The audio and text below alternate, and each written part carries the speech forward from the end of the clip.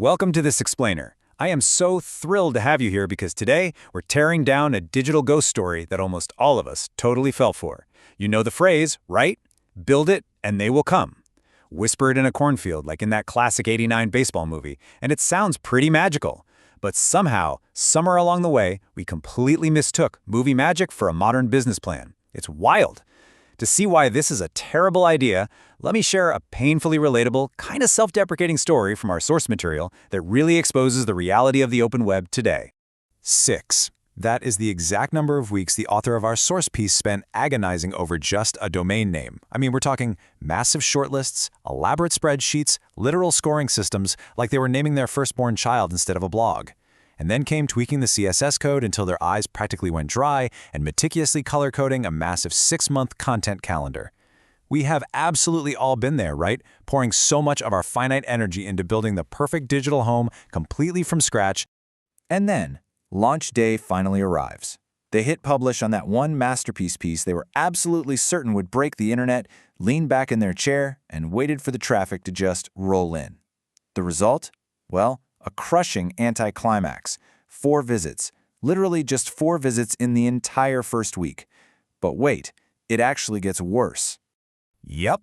Looking at the analytics, 3 of those 4 precious visits were just automatic scrapers, random robots roaming the internet. And that 4th visitor?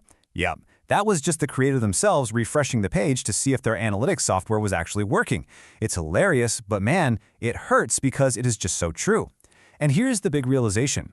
It wasn't the writing. It wasn't the design. The real problem was they had built a stunningly beautiful house on a road that literally nobody drives down anymore. Which brings us to part 1 of our explainer, the quiet web evacuation. See, the internet didn't just suddenly crash one day. It didn't flash some massive error message. Instead, it just emptied out, quietly, one unclicked search at a time. This absolutely isn't a personal failure of your web design or your SEO strategy. The macro architecture of the entire internet fundamentally shifted. Just look at this data from SimilarWeb, tracking 0-click searches. These are searches where you get your answer without ever actually clicking a link to a website.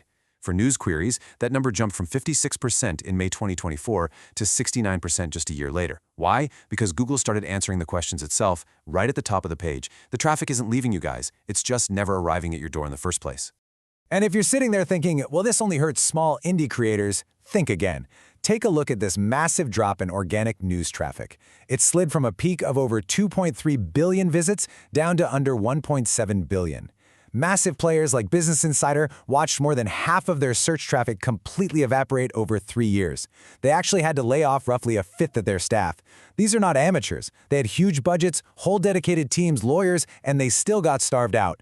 So honestly, what chance did a color-coded spreadsheet have? Let's talk about why this is happening in part 2, the physics of attention. This brings us to the core conceptual framework for today, and it's a real game changer. Attention behaves exactly like mass in physics. Think about the big platforms: TikTok, LinkedIn, the App Store, Amazon. These guys are enormous, massive planets. They bend the space around them so hard that a billion people just naturally fall into their orbit every single day without even making a conscious choice. Your standalone website, on the other hand, it's a pebble. It has virtually zero mass, which means absolutely nothing naturally falls toward it. So what's the move? We use borrowed gravity. You can spend your entire career burning energy trying to become a planet, trying to magically generate your own gravitational pull out of thin air. Or you can just go into orbit around a massive planet that already drags the whole crowd behind it. Borrowed gravity means you stop trying to manufacture pull from scratch, and you literally just go stand exactly where the pull already is. And hey, this isn't just some flashy new internet trend. A Nobel laureate economist named Herbert Simon predicted this exact shift decades ago. Way back in 1971, he said, "When information becomes abundant, the scarce resource becomes the attention to consume it." Think about it. We built the indie web dream in a world where just getting published was the hard part. Today, we are completely drowning in information. Publishing is trivial. Capturing attention is literally the only bottleneck left. So how do we actually apply this stuff practically? Step 1. Build your on-ramp on a platform. If you're building a habit tracker app, stop putting it on a lonely website where you have to beg people to visit. Put it in the App Store. That is where people go with intent with their credit cards already on file. Step 2. Make the post the full product. Stop dropping those annoying link in bios that beg people to commute away from their social feed to your blog. They won't do it. Put all the value right inside the platform itself and make clicking away cost them something. Now let's tackle the elephant in the room in part 3, renting versus owning. I can hear the counter-argument right now. But wait, borrowed gravity is rented gravity. You're worried a platform landlord could just delete your account by lunch and leave you with nothing. And you know what? That is a very real danger. But an empty island that you fully own is not actually safer than a crowded street you are only renting. Sure, on your private island, you're never at risk of being throttled by some algorithm. But that is only because you are never being seen in the first place. Obscurity is not insurance. It's really just a kinder word for invisible. It all comes down to this ultimate trade-off. Renting the crowd before you build the house means yes, you pay fees. Yes, you play by someone else's rules.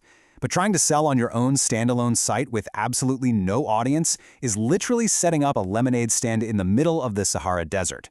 Getting 80% of a pie that people can actually find will always beat 100% of a pie sealed inside a drawer that nobody ever opens. It's not surrender, guys. It's just physics.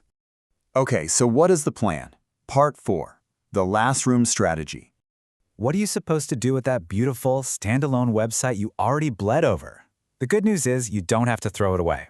Keep the CSS. Keep that domain you agonized over, but you have to change its job description. Treat your website as the last room in a much longer house. It is no longer the destination where the crowd arrives first. No way. But that dedicated handful of people who do reach it, they reach it on purpose, because they met you out on a major platform with actual foot traffic and they decided they wanted to follow you home. This next quote brilliantly captures that entire shift in mindset. I stopped waiting in the cornfield, I went to where the game was already sold out, and I set up a booth. I absolutely love that. Stop pouring your finite energy into dragging people out of an orbit they have zero wish to leave. Start laying your work directly in the path they are already traveling. Which brings us to the end of our explainer today. And I really want to leave you with this final, provocative thought. Take a hard look at what you're working on right now. Are you building a beautiful house on a dead road, just hoping the ghost of a 1989 baseball movie will magically bring you traffic? Or are you finally ready to accept the physics of attention and set up your booth right where the crowd already is? It is time to borrow some gravity. Thank you so much for learning with me today, and I'll catch you on the next explainer.